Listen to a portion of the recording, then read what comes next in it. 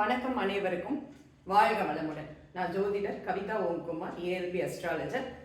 இன்னைக்கு ஒரு ஜாதக ஆய்வு பார்க்க இருக்கிறோம்.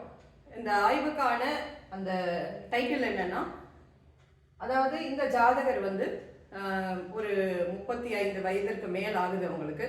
ஆனா இன்னமும் திருமணம் நடக்கல. ஆண் ஜாதகர்.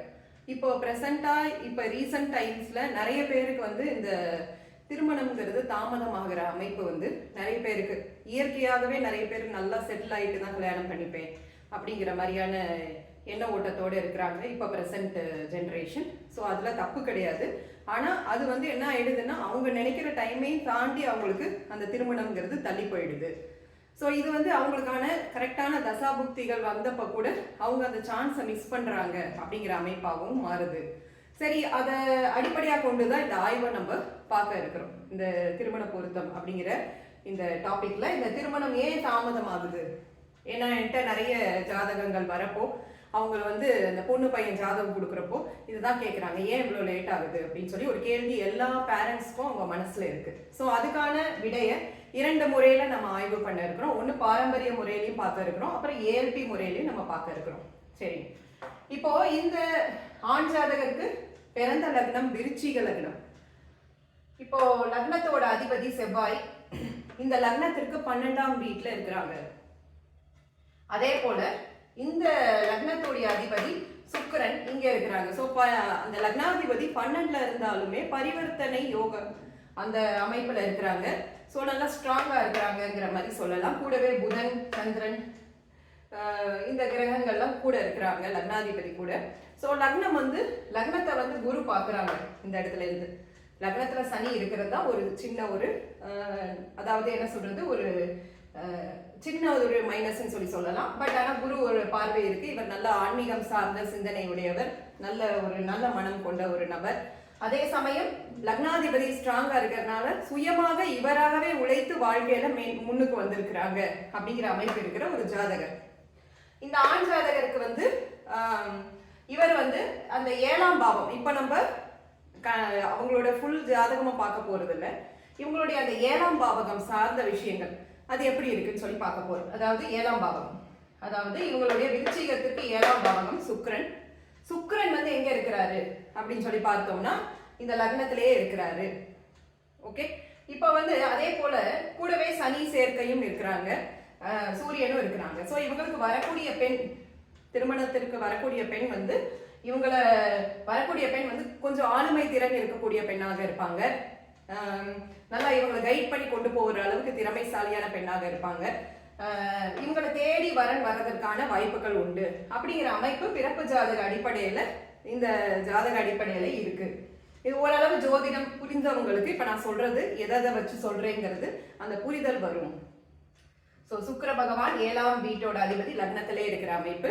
அதே சமயம் லக்னத்தை பார்க்குறாங்க, அவங்க 7ஆம் வீட்டை பார்க்குறாங்க. அதே போல சனி பகவானும் 3க்கும் 4க்கும் அதிபதியான சனி பகவான், அந்த ஆதிபத்தியம் பெற்ற சனி பகவானும் லக்னத்திலே இருக்கிறாங்க. அதே போல சூரிய பகவானும் லக்னத்தில் இருக்கிறாங்க. சூரிய பகவான் இங்க பார்த்தோம்னா இவங்களோட 10ஆம் வீட்டு அதிபதி சூரிய பகவான் லக்னத்தில் இருக்கிறாங்க. இவர் தொழில் சார்ந்து, ஏன் இவ்வளோ டீட்டெயில்டா சொல்றேன்னா எதனால தள்ளி போச்சுன்னு நம்ம புரிஞ்சுக்கிறோம், அதனாலதான் கொஞ்சம் டீட்டெயில்டா சொல்றேன். இவர் வேலைன்னு சொல்லி தொழில் சார்ந்த சிந்தனையே இவர் அதிகமா இருந்துட்டு இருந்த ஒரு பர்சன். இவரே அதை ஒத்துக்கிட்டாப்ல. இவருக்கு தொழில் சார்ந்த எண்ண ஓட்டம் அதிகமா இருக்கு. தொழில முன்னேற்றம் வேணும், நல்ல ஒரு தொழில செட்டில் ஆகணும், அதுக்கப்புறம் தான் திருமணம் அப்படிங்கிற மாதிரி எண்ண ஓட்டம் இருக்கும். ஏன்னா அந்த 10ஆம் அதிபதியை லக்னத்துல இருக்கிறதுனால இவருக்கு அந்த எண்ண ஓட்டங்கள்லாம் கொடுக்கும் அது. சரிங்களா? ஸோ அதனால இதெல்லாம் பேசிக்கா இப்ப நம்ம இந்த பாவக அடிப்படையில நம்ம பார்க்குற விஷயங்கள். ஆனா என்னதான் இப்படி இருந்தா கூட நமக்கு அதுக்கேற்ற தசாபுக்தி நடக்கிறப்ப அந்த விஷயங்கள் சீக்கிரமா நடக்க ஆரம்பிச்சிடும்.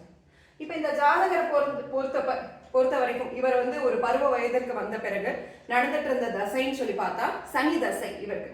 சரிங்களா? இவர் அதாவது சுவாதி நட்சத்திரத்துல பிறந்திருக்காங்க. அப்போ சனி தசையில தான் அவர் பருவ வயதுல இருந்தாங்க. அந்த சனி தசை, சனி பகவான் எங்க இருக்கிறாங்கன்னா லக்னத்திலே இருக்கிறாங்க. சனி தசை நடந்தப்ப சொல்றேன், சனி பகவான் லக்னத்திலே இருக்கிறாங்க. 3க்கும் 4க்கும் அதிபதியா இருந்த சனி பகவான், சனி சுக்கிரன் சேர்க்கை இருக்கு இந்த இடத்துல. அப்போ வந்து இவங்களுக்கு வரக்கூடிய வரன் வந்து கொஞ்சம் வசதி வாய்ப்பு இருக்கக்கூடியவங்களா இருப்பாங்க. திருமணத்திற்கு அப்புறம் முன்னேறக்கூடிய அமைப்பு இந்த ஜாதகருக்கு இருக்கும் அப்படிங்கிற விஷயங்கள்லாம் இருக்கு. இந்த சேர்க்கை பலன்லாம் வரும் உங்களுக்கு. சரிங்களா? அப்ப அந்த சனி தசை நடந்தப்போ இவருக்கு வந்து அந்த சனி பகவான் 3க்கும் 4க்கும் அதிபதி ஆகுறாங்க. இந்த லக்னத்துக்கு இவர் வந்து ஒரு சமர் அப்படிங்கிற அடிப்படையில தான் வராங்க. ஸோ ஆனா இந்த நேரத்துல அந்த சனி தசையில இவர் கரெக்டா அந்த சுக்கிர புக்தி எல்லாம் வந்த சமயம் இவர் வந்து ரொம்ப ஒரு சின்ன வயசு ஏஜ் குரூப்ல இருந்தாங்க. செட்டில் ஆகணும் அப்படிங்கிற இன்ட்ரெஸ்ட் வந்து அதிகமா இருந்தது. திருமணத்திற்கான எண்ணம் அப்ப சுத்தமா இல்லை அவருக்கு. அதனால அந்த சமயம் இவருக்கு திருமண வாய்ப்புகள் வந்தும் நிறைய தட்டி போச்சு அப்படிங்கறத அவர் அக்செப்ட் பண்ணிக்கிட்டாப்ல. ஸோ இந்த ஜாதகர் ஒரு பருவ வயதுல அவர் இருந்தப்ப சனி தசையில திருமண வாய்ப்புகள் சின்ன வயசுல வர்றது இவர் வந்து அக்செப்ட் பண்ணிக்கல, செட்டில் ஆகணும். ஏன்னா ஜாதகருடைய குணாதிசயம் எப்படி இருந்தது, 10ஆம் வீட்டுடைய சூரியன் வந்து இங்க இருக்கிறதுனால ஏதாவது ஒரு சாதனை பண்ணணும், வேலையில நல்லா முன்னேறணும் அப்படிங்கிற எண்ண ஓட்டமே இவருக்கு அதிகமாக இருந்தது. சரி, இதெல்லாம் தான் இதோடைய ரீசனா இருந்தது. இன்னொன்னு இதெல்லாம் வந்து மெயின் ரீசன் இவருக்கு. சரிங்களா? அதுக்கு அடுத்தபடியாக இப்போ பிரசண்டா திருமணம் நடக்குமா அப்படின்னு சொல்லி பாக்குறப்ப இப்ப தசை இவருக்கு மாறி இருக்கு. என்னன்னா புதன் தசை வந்திருக்கு. புதன் தசை புதன் புக்தி போயிட்டு இருக்கு. இப்ப அவருக்கு நம்ம பாரம்பரியமா பாக்குறப்ப புதன் தசா புதன் புக்தி போயிட்டு இருக்கு. புதன் எங்க இருக்கிறாருன்னு சொல்லி பார்த்தா அவர் 12ஆம் வீட்டுல இருக்கிறாங்க. சரிங்களா? 12ஆம் வீட்டுல இருந்து புதன் தசை நடத்துறாரு. 8-11 ஆதிபத்தியம் விருச்சிகத்திற்கு 8-11 ஆதிபத்தியம் பெற்ற புதனாக இருந்தாலும் 12ஆம் வீட்டுல இருந்து இவர் வந்து இந்த தசை நடத்துறாரு. இந்த வீட்டுடைய பலன் சொல்லி பாக்குறப்ப இது சுக்கிரனோட வீடு தான். இவருக்கு வந்து இது ஒரு நல்ல வீடுதான் சொல்லி எடுத்துக்கலாம். 12ல இருக்கிறதுனால சில விரயங்கள், சுப காரியங்களுக்காக விரயங்கள் பண்ணுவாரு அப்படிங்கிற அமைப்பெல்லாம் இருக்கு. நிறைய திருத்தலங்களுக்கு எல்லாம் போயிட்டு வருவாரு. இந்த அமைப்பெல்லாம் அவருக்கு இருக்கு அப்படிங்கிறது உறுதி. அதை அவங்களும் அக்செப்ட் பண்ணிக்கிட்டாங்க. அடுத்தபடியாக இந்த தசையில எப்ப திருமணம் நடக்கும் அப்படின்னு சொல்லி பாக்குறப்ப இப்ப புதன் தசா புதன் புக்தி போயிட்டு இருக்கு. அதுல இப்ப பிரசண்டா சுக்கிர அந்தரம் போயிட்டு இருக்கு. இப்ப அவருக்கு பிரசண்டா இப்ப புதன் தசா புதன் புக்தி சுக்கிர அந்தரம் போயிட்டு இருக்கு. இன்னொரு 2 மாதங்களுக்கு சுக்கிர அந்தரம் தான் இருக்கு. அதற்கேற்ற மாதிரி சில வரன்களும் இவருக்கு இப்ப வந்துட்டு இருக்கு. ஓரளவு ஒரு வரன் வந்து பிக்ஸ் ஆகிற மாதிரி அமைஞ்சிட்டு இருக்கு இவருக்கு. ஸோ அதை நான் வந்து என்கிட்ட வந்து இந்த ஜாதகம் கொடுத்துப்போ இப்ப விட்டுறாதீங்க சான்ஸை. இதை விட்டுட்டா அப்புறம் இன்னும் டிலே ஆயிடும். ஏற்கனவே 35 கடந்து விட்டா இன்னும் டிலே ஆகி அப்புறம் ஒரு 42-43 வயசு அப்படி போயிடும். அதனால இப்ப வந்த சான்ஸை நீங்க விட்டுறாதீங்க. இந்த திருமணத்திற்கு அந்த பெண் வகையில எல்லாம் பிடிச்சிருந்ததுன்னா நீங்க பண்ணிக்கிறது தான் கரெக்ட் அப்படின்ற வகையில நான் அவருக்கு விளக்கி சொன்னேன். அவங்க ஜாதகத்தை விளக்கி ஏன் விடக்கூடாது இந்த சான்ஸ் அப்படிங்கறத அவருக்கு நான் எக்ஸ்பிளைன் பண்ணி சொன்னேன். ஸோ அந்த சமயம் நமக்கு கரெக்டா அந்த மாதிரியான நேரம் காலம், அதாவது அந்த தசை புக்தி அந்தரம் இதெல்லாம் சரியா வரப்ப மட்டுமே அந்த திருமணத்திற்கான வாய்ப்புகள் வரும். அப்படி வரப்ப மட்டும்தான் நம்ம அதை கரெக்டா நம்ம அந்த வாய்ப்புகளை பிடிச்சுக்கிட்டோம்னா தான் அந்த அமைப்பு வந்து நல்லபடியா போகும் நமக்கு. ஸோ இவருக்கு கண்டிப்பாக அந்த இப்ப இருக்கக்கூடிய அமைப்புல அவருக்கு திருமணம் நடந்துரும் அப்படிங்கிறத சொன்னேன். இந்த சான்ஸ் வந்து நீங்க யூஸ் பண்ணிக்கோங்கன்னு சொல்லப்பட்டது. இப்ப இதே ஜாதகம் நம்ம ஏஎல்பியில பார்க்க இருக்கிறோம். இப்ப இவருக்கு ஏஎல்பி எங்க போயிட்டு இருக்குன்னா மீனத்துல போயிட்டு இருக்கு. 2019 அக்டோபர்ல இருந்து 2029 அக்டோபர் வரைக்கும் ஏஎல்பி மீனத்துல தான் போகுது. ஏஎல்பிக்கான அதிபதி குரு பகவான் ஏஎல்பியிலே இருக்கிறார். ஜாதகர் தன்னுடைய முன்னேற்றம், தன்னுடைய டெவலப்மெண்ட் எல்லாத்துக்காகவும் இவர் இப்ப மெனக்கெடுவாரு அப்படிங்கிறது அவர்கிட்ட கேட்டேன். அவர் அப்படிதான் அப்படிங்கிற மாதிரி அவரை டெவலப் பண்றதுல தான் அவர் ப்ராக்ரஸ்ல தான் இருக்கிறாரு அப்படிங்கறத அக்செப்ட் பண்ணிட்டார்.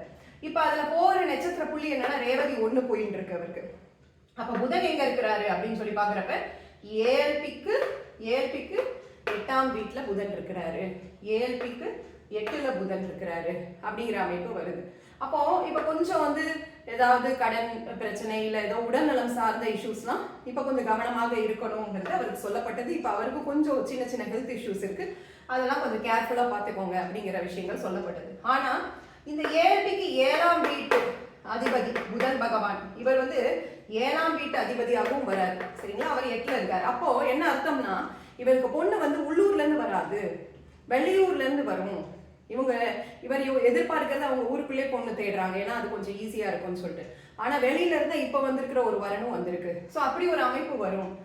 அந்த மாதிரி இருக்கக்கூடிய வகையில அவங்க வந்து ஏதாவது ஒரு மருத்துவ துறையிலேயோ இல்ல ஆடிட்டராவோ இந்த மாதிரியான துறையிலலாம் இருக்கிறதுக்கான வாய்ப்பு உண்டுன்னு சொல்லி ஏஎல்பி அடிப்படையில் அவங்களுக்கு நான் பிரச்சனையை தீர்க்கக்கூடிய வகையில் இருக்கக்கூடிய வரனா அது வரும் அப்படிங்கிற மாதிரி, அந்த துறையில வேலை பார்க்குற வரனா இருக்கும் அப்படின்னு சொன்னேன். ஆமாங்கிற மாதிரி இப்போ ஒரு வரன் வந்திருக்கு. அந்த வரனும் வெளியூர்ல இருந்து தான் வந்திருக்காங்க.